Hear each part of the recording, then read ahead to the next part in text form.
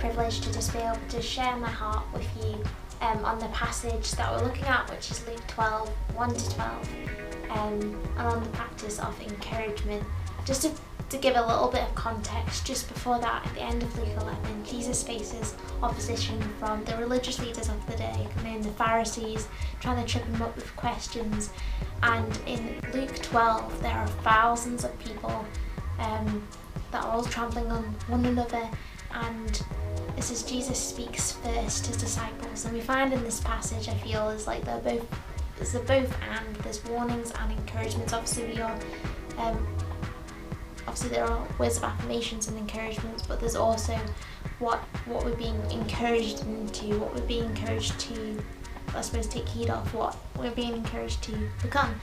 And first, like, Jesus talks about the yeast of the Pharisees, so the perspective, the way they think in terms of their hypocrisy. But what I think is really cool is that he tells us to not be afraid, basically to not fear men, but to fear God. And this then, it says, I tell you, my friends, do not be afraid of those who kill the body and after that can do no more. I will show you whom you should fear him. And then he goes on, and then he affirms our value in the verse, which is perhaps more well known, about, are not 5 sparrows sold for 2 pennies, yet not one of them is forgotten by God. Indeed, the very hairs of your head are all numbered. Don't be afraid, you are worth more than many sparrows. And he says, like, I tell you, like, when you acknowledge the Son of Man, when you acknowledge Jesus, you'll be acknowledged by, like, God's angels. Like, you'll be acknowledged in basically I suppose in the heavenlies in a way.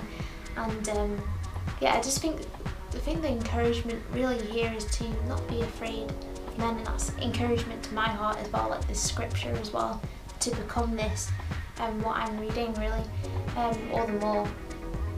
And I just love to encourage you, like, you're like the value and worth, but also I think some of the barriers sometimes is like I feel like we are afraid to share the gospel, that we're afraid to share him, or we're afraid of opposition.